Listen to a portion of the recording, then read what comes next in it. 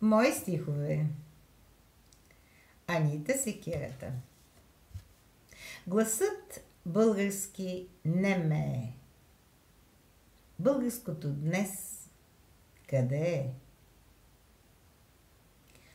О, чуйте сили, помогнете.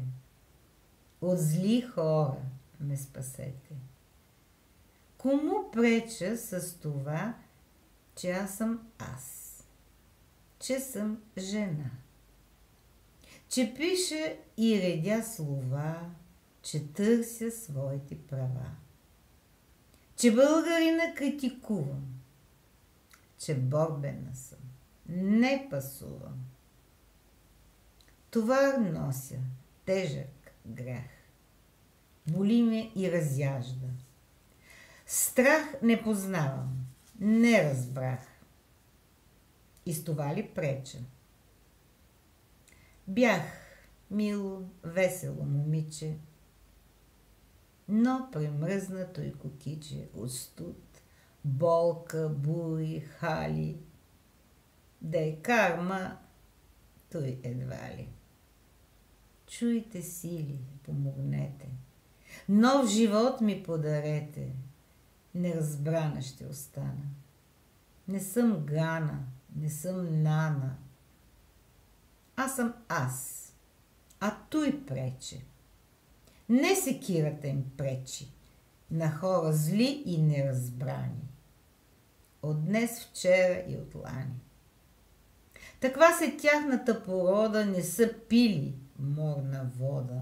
Дяволът в тях бисува и с такви скът мен мърсува.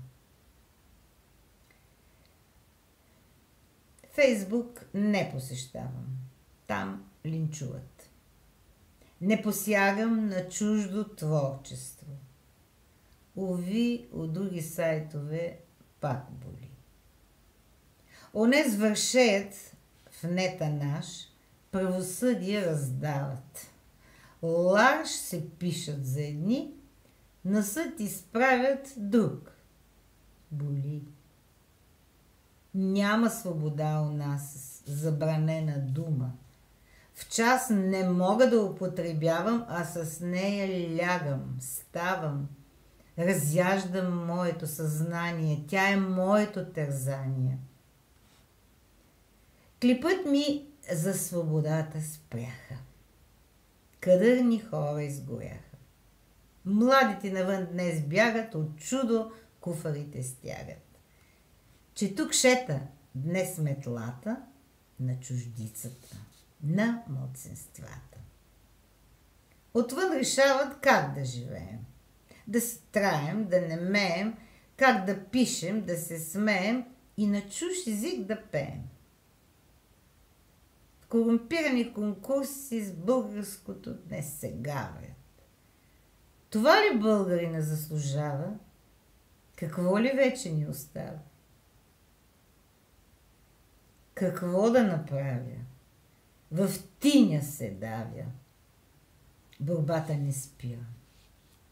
За кой път умирам?